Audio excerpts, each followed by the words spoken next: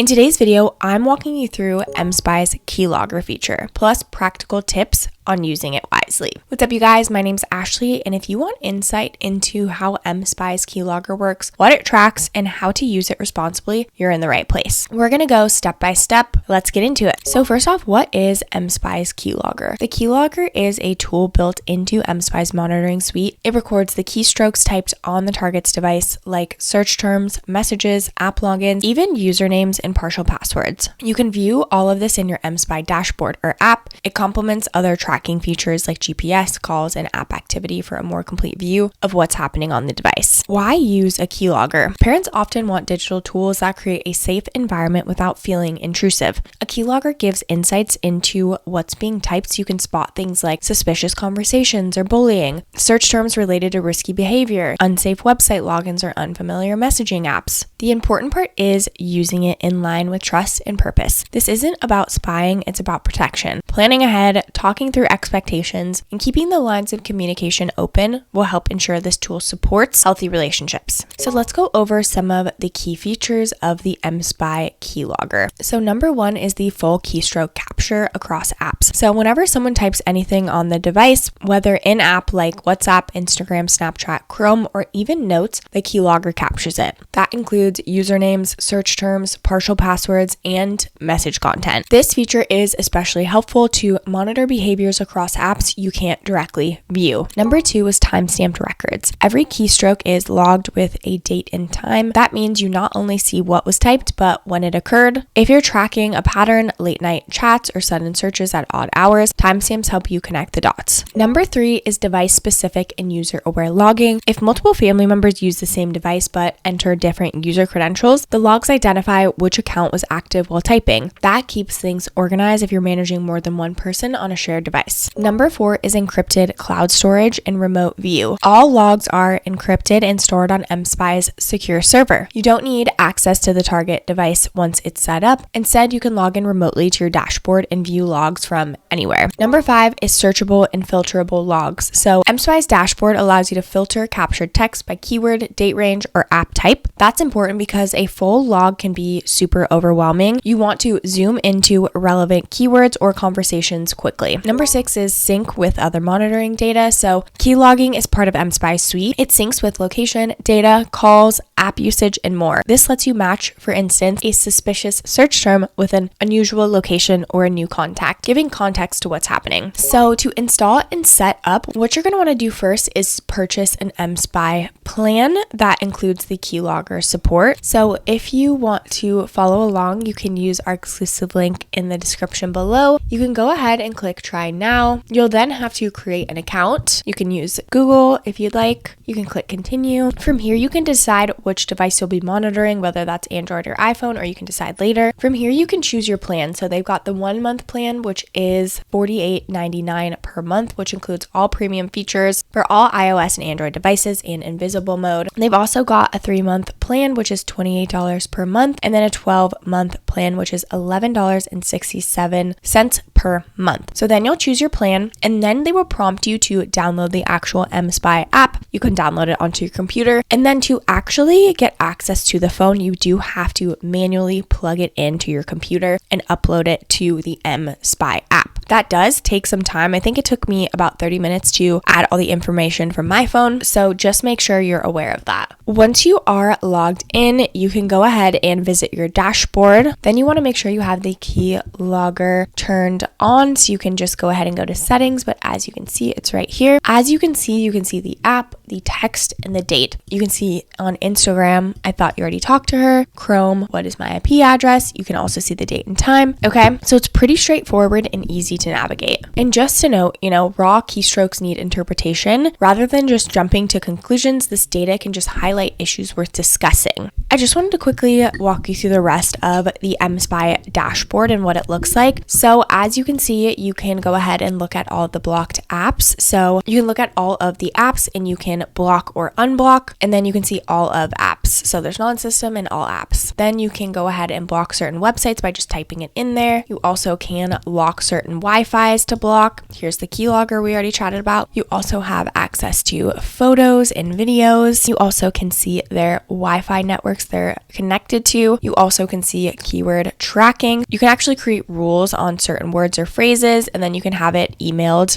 to you to notify you. Then you can go to calls. So this is all of their calls. You can see the duration, the date, and if it was incoming or outgoing. You can also, again, see all of their installed apps. You also can see their GPS location. You can also change it to map view. Then you can get events from their calendar as well. There also is a screen recording feature. You also can see text messages, emails, and then all other messaging platforms like WhatsApp, Snapchat, Instagram, Facebook Messenger, TikTok, Telegram, and so much more. Again, there's photos, and then there's GPS locations. There's also geofencing where you can set up locations to get notified whether they enter or exit or both. Again, Wi-Fi networks and so much more. It's very comprehensive, but it's also very simple and straightforward and easy to use. Okay, so now let's go over some of the pros and cons of using mSpy's Keylogger. So the main benefits are the Keylogger gives detailed insights across all apps, even ones mSpy can't fully monitor directly, like private chat apps. Because it captures every keystroke with a timestamp, you get a full picture of what's being typed and when. Remote access means you don't need the device in front of you, and filters make it easy to find relevant keywords amidst the data. Plus, it's integrated into the same dashboard as GPS, call logs, and app usage, giving you context and continuity. On the flip side, here are some things to keep in mind. Firstly, keylogging can easily expose personal or sensitive information, account credentials, for example, that requires careful handling and strong data security. For younger users, it can feel intrusive if done without discussion. The volume of data can also be overwhelming if you don't use filters. Also, jailbreaking or rooting might be required on some devices, which can be a technical barrier and has security implications. Lastly, logs typically only capture text data, no screenshots, so context can sometimes be missing. Now, let's talk about some best practices and responsible use tips. So, using a keylogger comes with responsibility. It really is such a powerful tool, and like any powerful tool, how you use it matters more than just having access. These best practices are here to help you use mSpy's Keylogger in a way that's intentional, ethical, and effective. So first off, lead with transparency. Before installing mSpy on any device, especially if the user is old enough to understand, have a conversation. Let them know you're going to monitor their activity and why. This doesn't need to be dramatic or confrontational. It could be as simple as, I'm not here to micromanage, but I do want to keep you safe, especially online. For younger users, this sets expectations. For older users, it creates boundaries that respects both safety and autonomy. Number 2 is to focus on safety, not control. The goal isn't to monitor every keystroke out of curiosity. It's to catch warning signs, sudden changes in behavior, conversations with unknown people, or signs of bullying or emotional stress. Stay focused on spotting risk, not policing behavior. This approach keeps monitoring from becoming overwhelming or emotionally reactive. Number 3 is to use filters to narrow in. The amount of data you'll get from a keylogger can be massive.